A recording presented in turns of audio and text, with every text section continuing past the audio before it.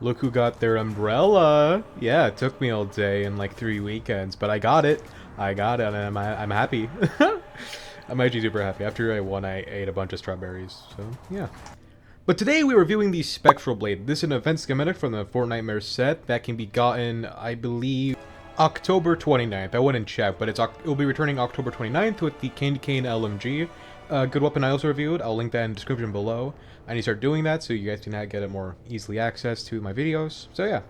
But as you see, it's a pretty dope looking sword made of like souls and stuff, and it has like the one guy's like design on it, that one Viking looking dude, the ghost guy. I don't know what you call him, honestly.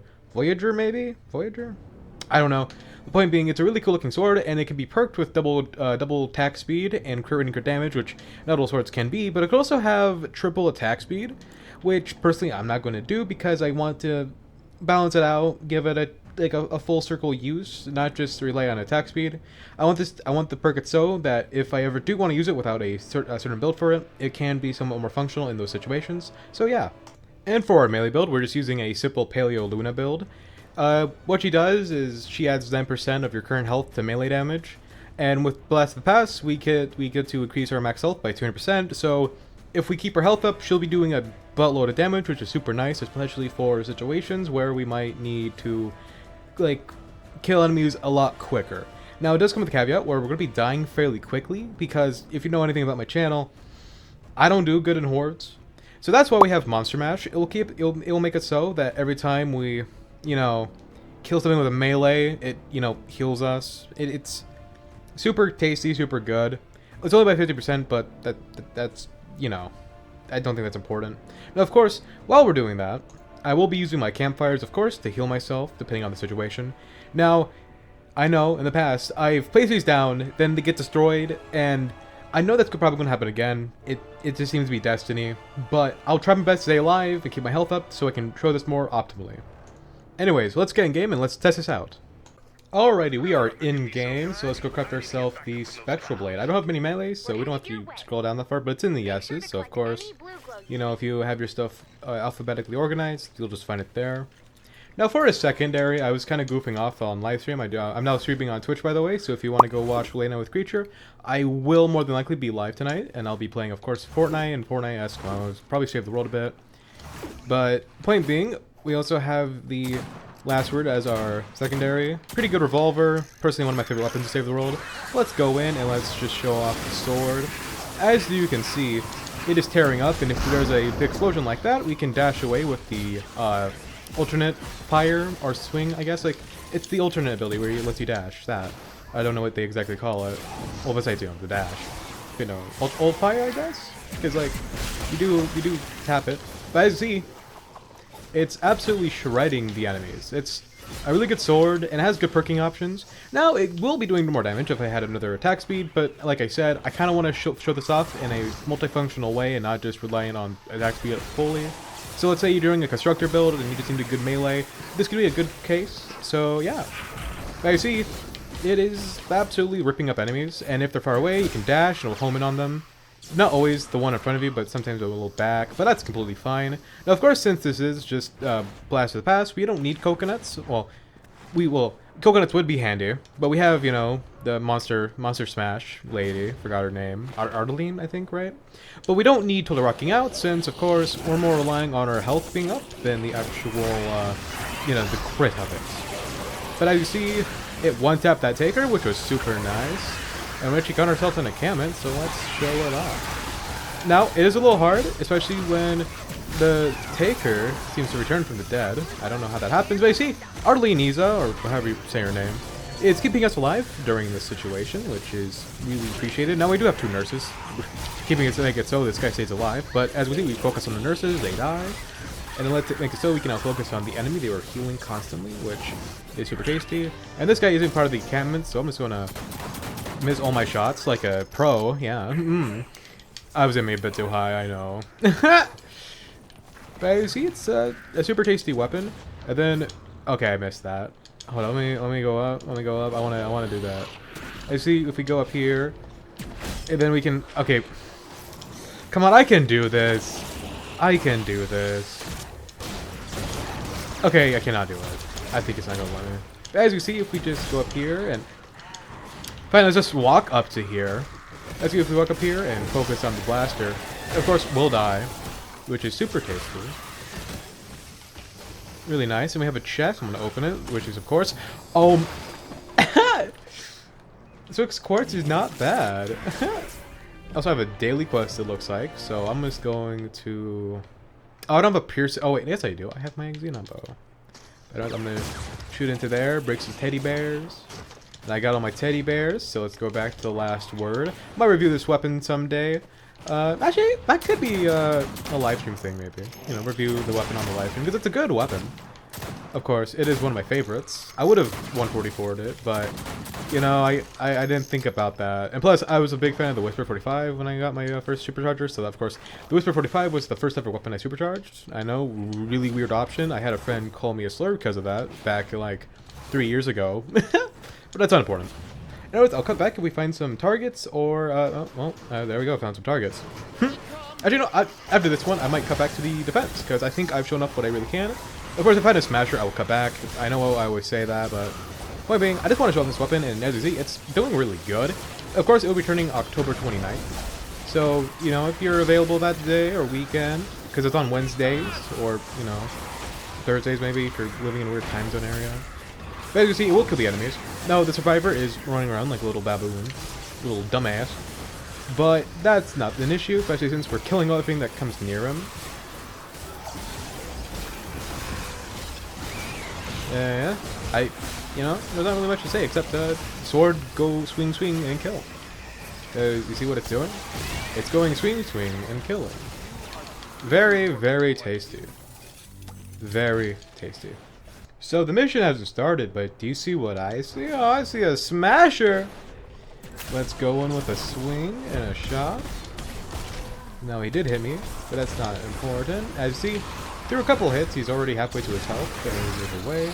Then we come on back in, but get knocked back by a riot husky, not hasty. Trying to do this while you're surrounded is a little hard, but as you see, we killed it fairly well. Now, if I wasn't surrounded by multiple enemies and I wasn't being knocked back by this stupid riot husky, this would have died. It would have died faster, but you know, it didn't go out that way. So yeah, basically, it does fairly well against a smasher. Yeah, that's 160. Now we have to see what it does against a 250 smasher and miss monsters, of course, and normal enemies. The mission hasn't started yet, but I want to point out this nice defense. Like, look, wall darts, wall dynamos, proper usage of broadsides. Oh, I am so proud of my teammates. The Jake the Dogson, I'm pretty sure he's building all this. Shout out to him. He is the GOAT for doing a great defense. I love to see it. This makes me so happy. I know he's not a viewer of mine, but to see proper usage and a proper educated player is so refreshing, especially after some of the videos I've had recently, where the players just seem to be quite the mind-boggle, you know? Like, it's very refreshing, and I love to see it. Shout out to them. Shout out to them. Crazy. Do you see what I see? Do you see it? I think you do. Out of the, what? Huh? Wait, you saw that? What? What?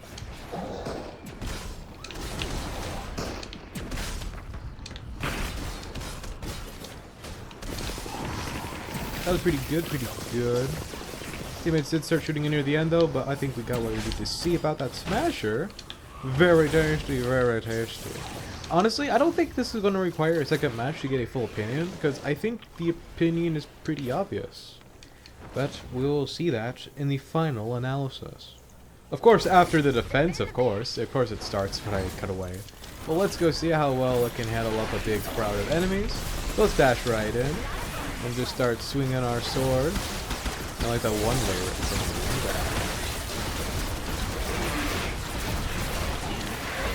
Of course, taking well of blasters, so 250 blaster pretty well. Pretty good tasting. And picking off, you know, smaller targets like the husks, the husky husks, and the nature husks. You know, it's doing well damage, and it is energy, of course, so it is all-rounded damage. No, this can also be physical and water. So if you're in a fire zone and you have the sword, that could be very useful during like the summer season or blasted at Adults, I think it's called. Very tasty, very good. Let's see if we can do a smasher test. Let's see. Doing about the I want to say like twice the amount of hits required to kill it.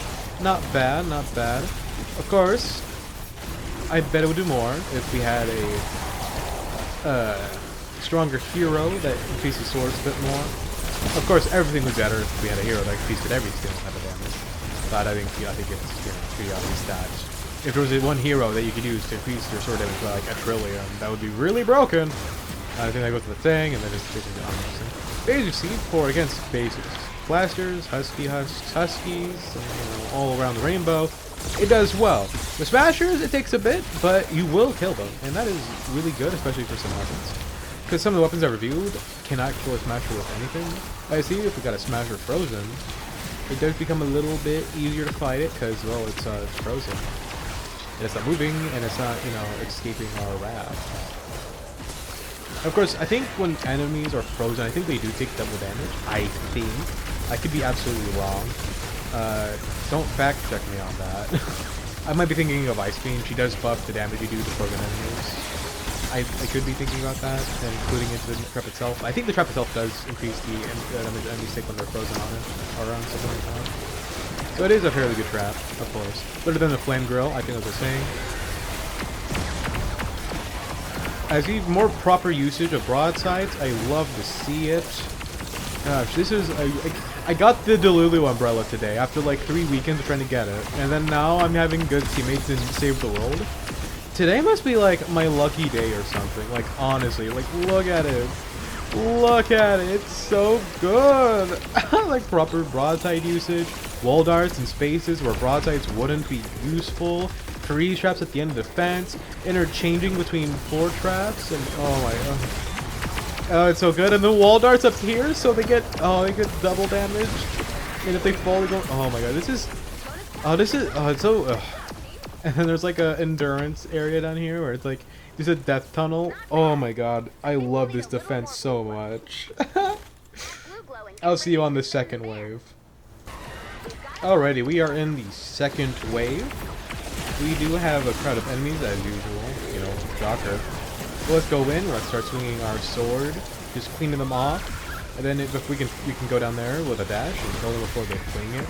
It's a very, what's the word?